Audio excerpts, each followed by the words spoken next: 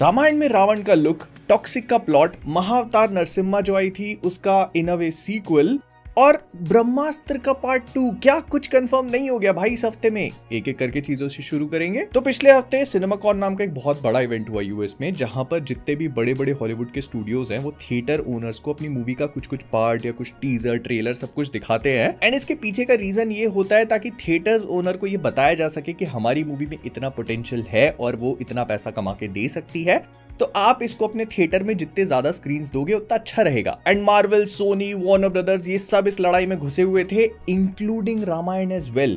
Namit Malhotra along with Yash Las Vegas पहुंचे जहां पर ये इवेंट हो रहा था और उन्होंने कई तरह के अलग अलग इंटरव्यूज दिए। एंड इन्हीं इंटरव्यूज में हम लोग रामायण में जो कॉस्ट्यूम्स का इस्तेमाल हुआ है वो इनके बैकग्राउंड में देख सकते हैं, जिसमें से एक श्री राम की है और दूसरी रावण की। Now if I am being very honest, तो इसमें कुछ सरप्राइजिंग नहीं है, लेकिन इस कॉस्ट्यूम को देखकर, इसके ऊपर जो मुकुट बना हुआ है उसको देखकर ही तुम समझ सकते हो कि इसको मेनेसिंग दिखाने की कोशिश करी है। मतलब उसके ऐसे मुकुट के ऊपर दो सींग निकले हुए हैं, विच परफेक्टली कोइंसाइड्स विद रावण का वो जो राक्षस वाला एंगल है, क्योंकि हम लोग जब भी राक्षस को इमेजिन करते हैं, उनको जहां भी पोर्ट्रे किया जाता है उनके ऊपर सींग वगैरह होते हैं, लंबे दांत होते हैं, तो ये एक मेटाफोरिकल रेफरेंस होगी कि सिर पे सींग निकले हुए and all that. So I kind of like it, I actually kind of like it. And ऐसा भी कहा जा रहा है कि इसी इवेंट के दौरान रामायण जो है वो बड़े बड़े हॉलीवुड स्टूडियोज को दिखाई गई, जिसमें से वार्नर ब्रदर्स ने बहुत ज्यादा इंटरेस्ट दिखाया इसको यूएस में डिस्ट्रीब्यूट करने के लिए। और अपेरेंटली ऐसा कहा जा रहा है कि इनके बीच में अच्छी खासी डील हो चुकी है। अब ये हुआ है या नहीं, ये ऑफिशियल सोर्सेज से फिलहाल कंफर्म नहीं किया गया है, तो थोड़ा नमक मसाले के साथ लेना इस पूरी खबर को। एंड अगर तुम रामायण जैसे ग्रैंड विजुअल्स और स्टोरी टेलिंग वाले प्रोजेक्ट्स को देखते हो तो एक चीज बहुत अच्छे से क्लियर है कि इनके सीन सिर्फ शूट नहीं किए जाते, उनको फील करवाया जाता है। और इस पूरी फीलिंग को क्रिएट करने में सबसे बड़ा हाथ होता है एडिटिंग का। हर शॉट कितनी देर रुकेगा, किस मोमेंट पे म्यूजिक हिट करेगा, कौन सा फ्रेम इमोशंस को बिल्ड करेगा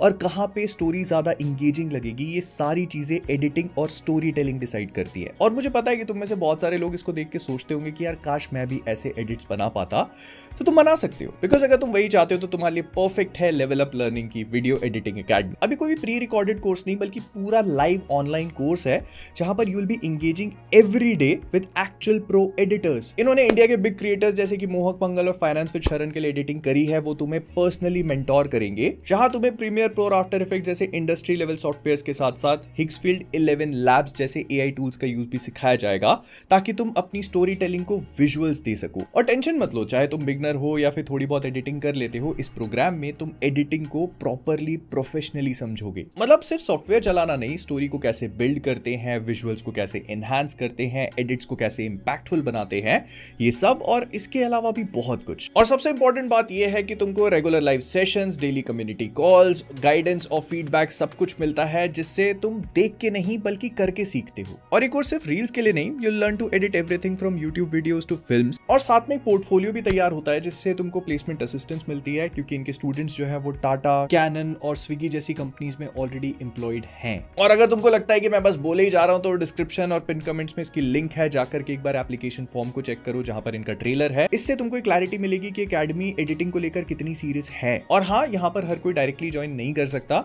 हर एप्लीकेंट का पर्सनल इंटरव्यू होगा, जिसमें वही सिलेक्ट होंगे जिनके पास रियल पैशन होगा स्टोरी टेलिंग और एडिटिंग के लिए। तो अगर तुम्हें वो टॉप 1% एडिटर्स में से एक बनना है, तो पिन कमेंट्स और डिस्क्रिप्शन में इसकी लिंक है, जाकर के एप्लीकेशन फॉर्म भरो, इसको एक्सप्लोर करो एंड लेवल अप करो अपनी स्किल्स। फिर आगे बढ़ते हुए कुछ अनाउंसमेंट्स देख लेते हैं जो इस हफ्ते हुए। है जवानी तो इश्क होना है का एक छोटा सा टीजर रिलीज कर दिया गया, जिसमें एआई से बने हुए दो बच्चे, दोनों वरुण धवन जैसे लग रहे थे, वो आपस में ही एक दूसरे से बात करे जा रहे हैं और कह रहे हैं कि मेरे पापा और तेरे पापा एक ही हैं। और फिर हम वरुण धवन को देखते हैं जो दो अलग अलग एक्ट्रेसेस के साथ में इश्क लड़ाने की मतलब लड़ाई रहे। 2026 में अगर ऐसी मूवी कोई बना सकता है तो वो डेविड धवन और वरुण धवन ही है। मतलब बनाने का कॉन्फिडेंस है भाई। एंड इसे भी प्रीपोन कर दिया गया है, ये 15 मई को रिलीज होगी। धुरंधर 2 ने भाई कितनी पिक्चरें आगे पीछे कर दी।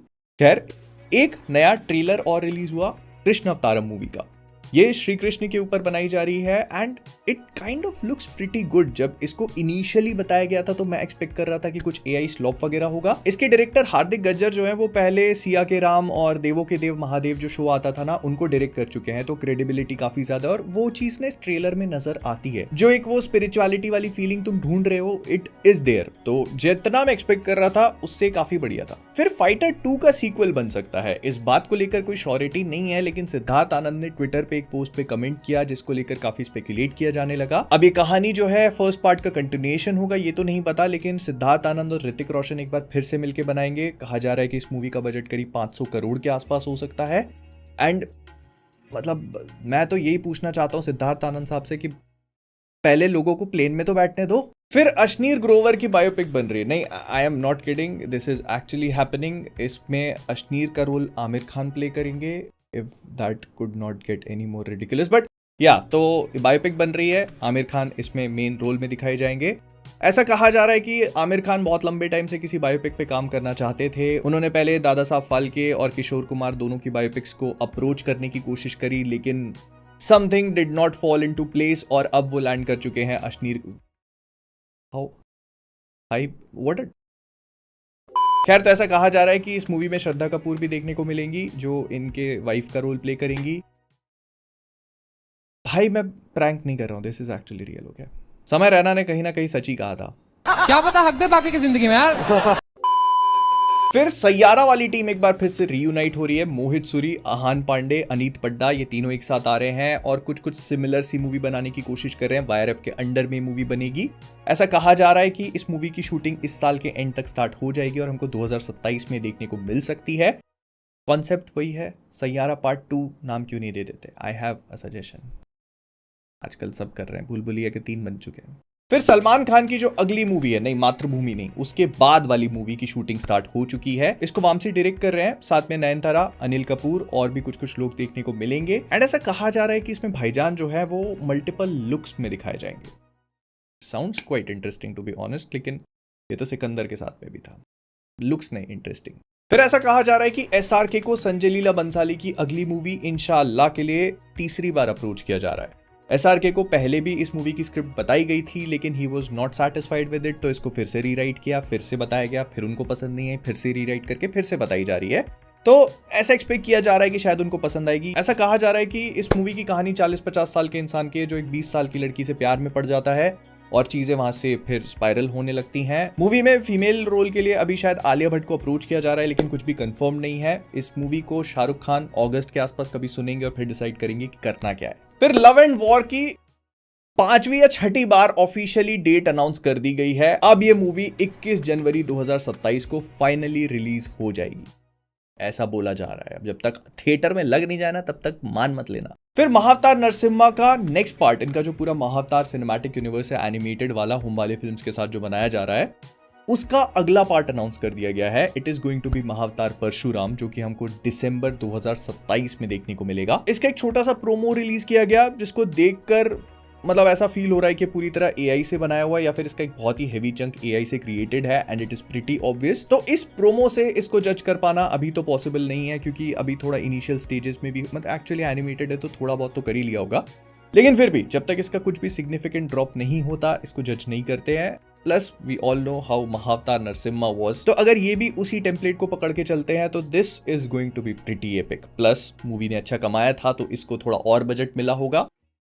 थिंग्स आर लुकिंग गुड, लेकिन मैं जानना चाहता हूं कि आप सीक्रेट वॉर्स के साथ क्यों क्लैश कर रहे हो। फिर आयुष्मान खुराना और सारा अली खान की एक जॉनरा बेंडिंग मूवी आ रही है। इसका नाम है उड़ता तीर और ये एक स्पाई कॉमेडी के नाम से बताई जा रही है। आयुष्मान ने काफी पहले कहा था कि वो कुछ इस तरह की मूवी पे काम कर रहे हैं, तो इस मूवी की शूटिंग जो है वो पिछले साल कंप्लीट हो चुकी है, लेकिन अब फाइनली इसकी रिलीज डेट अनाउंस कर दी गई है। ये 11 सितंबर को इसी साल रिलीज हो जाएगी। एंड नाम से ही समझ में आ रहा है कि इसमें क्या चीजें होंगी। तो जो धुरंधर में तुमने देखा था ना, this is going to be just the opposite of it. मतलब ये थोड़ा कॉमेडी केओस उसकी तरफ इंक्लाइन कर, देखते हैं मतलब कैसा रहता है। फिर सनी पाजी की गबरू मूवी जो है वो इस साल 15 मार्च को आने वाली थी, लेकिन वो ड्रॉप नहीं हुई। फिर कहा जाने लगा कि 8 मई को रिलीज होगी, लेकिन अभी भी उसका कोई एसेट नहीं आया है। तो अब ये कहा जा रहा है कि इसको 8 मई से भी पोस्टपोन कर दिया गया है। कब ये नहीं पता, जब भी आएगी तो पता चल जाएगा। इसलिए कहता हूं सब्सक्राइब करो। और सिर्फ ये मूवी पोस्टपोन नहीं हुई है, कार्तिक आर्यन की नागजिला जो इंडिपेंडेंस डे 14 अगस्त को आने वाली थी, उसको पोस्टपोन कर दिया गया है फरवरी 2027। वैलेंटाइंस डे पे कार्तिक दसने के लिए तैयार रहो, 12 फरवरी आ रहे हैं। फिर ये सुनने को मिल रहा है कि टाइगर श्रॉफ अपनी नई मूवी के लिए विजय कृष्ण आचार्य, जिन्होंने धूम 3 बनाई थी, उनके साथ टीम अप कर रहे हैं। इस मूवी में क्या होगा ये तो नहीं पता, लेकिन ऐसा कहा जा रहा है कि एक बहुत ही लार्जर देन लाइफ और एक बड़े स्केल पे बनाई हुई एक्शन थ्रिलर एंटरटेनर मूवी होने वाली है। मतलब आई एम जेन्युइनली सरप्राइज, क्योंकि टाइगर श्रॉफ को मैंने ऐसा कुछ करते हुए अभी तक नहीं देखा। जैसा मैं नहीं बोल रहा हूँ, ऐसा इस मूवी के लिए कहा जा रहा है कि तुम में कुछ ऐसा देखने को मिलेगा जो अभी तक तुमने नहीं देखा, जो कि by the way Tiger Shroff जिन 3 मूवीज में काम कर रहे हैं उनके लिए भी कहा जा रहा है। इस मूवी पे काम शुरू होगा वज्र की शूटिंग के बाद, जिस पे फिलहाल टाइगर श्रॉफ काम कर रहे हैं। फिर प्रशांत नील की जो ड्रैगन मूवी है ना, जो वो जूनियर एनटीआर के साथ मिलके बना रहे हैं, वो काफी ज्यादा डिले होती जा रही है। इस साल एक्सपेक्टेड था कि शायद रिलीज हो सकती है, लेकिन अब एक्सपेक्टेशंस मत रखना, क्योंकि जिस पेस पे इसकी शूटिंग चल रही है ये इस साल तो नहीं आने वाली डेफिनेटली। और ऐसा बोला जा रहा है कि इसमें फीमेल लीड के लिए आलिया भट्ट को कंसिडर कर रहे हैं। फिलहाल के लिए कोई कंफर्मेशन नहीं है। कंफर्मेशन तो एक्चुअली इस मूवी का है भी नहीं। इन्होंने बस एक छोटा सा वीडियो डाला था कि मूवी की शूटिंग स्टार्ट हो चुकी है, उसके बाद से we have no idea what is happening with it. तो देखते हैं, पता चल जाएगा, इसलिए या तो सब्सक्राइब करो। फिर भूत बंगला इस हफ्ते रिलीज हुई और उसके बॉक्स ऑफिस कलेक्शन की अगर बात करी जाए तो इट इज डूइंग फाइन। मतलब ऐसा नहीं है, जब मूवी ने ओपन किया 16 करोड़ की ओपनिंग के साथ, पेड रिव्यूज वगैरह सब कुछ मिला के, फिर इसने अपने सेकंड डे पे जंपली 19 करोड़ का कलेक्शन करते हुए, और इसके बाद से लेकर अभी तक मूवी जो है वो 60 करोड़ का कलेक्शन कर चुकी है, विच इज प्रीटी गुड। और ओवरसीज भी मूवी अच्छा परफॉर्म कर रही है, तो एक्सपेक्टेशन है कि मतलब ये मूवी चल जाएगी, which is fine I think. मतलब अगर हम इसके आगे कुछ देखना चाहते हैं, प्रियदर्शन अक्षय कुमार का वही हॉरर कॉमेडी वाला, so this is good I guess. फिर जो मैंने तुमको बताया था ना कि सिनेमा कॉन वगैरह चल रहा है, तो उसमें नमित मल्होत्रा और यश दोनों बैठे थे। तो यश ने टॉक्सिक के प्लॉट के बारे में थोड़ी बहुत बातचीत करनी शुरू करी। उन्होंने बताया कि मूवी जो है इंडिपेंडेंस के टाइम पर सेट है। ये गोवा के लिए एक ऐसा टाइम होगा जब पूरे इंडिया को इंडिपेंडेंस मिल चुकी थी, लेकिन फिर भी Goa was under the Portuguese control, और उस बीच जो गैंगस्टर और माफियाज ने टेक ओवर किया था, तो उस टाइम की कहानी है। Plus he also spoiled the fact कि एक फादर सन रिवेंज स्टोरी है,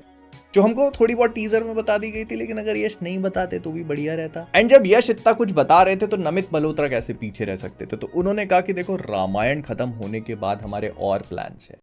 उन्होंने बोला कि रामायण वाला पूरा प्रोजेक्ट जब रैप अप हो जाएगा तो हम लोग ब्रह्मास्त्र 2 पे काम शुरू करेंगे। लोगों ने पूछा कि कब, तो उन्होंने कहा कि अभी 2026 में। मतलब रामायण पार्ट 2 की शूटिंग चल रही है, जैसे ही वो रैप अप होता है तो ये मूवी पहुंच जाएगी पोस्ट प्रोडक्शन में, जो कि साइमल्टेनियसली चल भी रहा है। लेकिन फिर नवंबर 2026 से लोग ब्रह्मास्त्र 2 पे काम शुरू करेंगे, जिसमें रणबीर कपूर देव का रोल प्ले करने वाले हैं, जो हमको पार्ट 1 में टीज किया गया था, और उनके ऑपोजिट होंगी दीपिका, जो कि अमृता का रोल प्ले करेंगी। Now I like all of this, लेकिन मैं ये जानना चाहता हूँ कि नवंबर 2026 से ये होगा कैसे, क्योंकि अयान मुखर्जी पहाड़ों में इसकी कहानी अभी भी लिख ही रहे थे। एंड मतलब जितना मुझे पता है तो अभी थोड़ा टाइम लगना चाहिए, बट स्टिल इफ दे, अच्छा ही है भाई, जल्दी बना दो, 2028 तक देखने को मिल जाएगी इस लॉजिक से। बट पर्सनली मुझे ऐसा लगता है कि नहीं, इतनी जल्दी काम शुरू नहीं हो सकता। अयान मुखर्जी डायरेक्ट करने के लिए अगर रिटर्न कर रहे हैं, और अगर वो कोई दूसरा प्रोजेक्ट नहीं पकड़ते, जो कि वो पकड़ने वाले हैं ऐसी रूमर्स है, तो फिर ब्रह्मास्त्र पे प्रोबेबली इस साल के एंड या अगले साल में कभी काम शुरू हो सकता है। बट जैसे भी होगा बताता रहूंगा तुम लोग को। मिलता हूं अगले वाले में। Bye bye, tata. Level up learning की लिंक डिस्क्रिप्शन में है, जाकर के चेकआउट करना मत भूलना।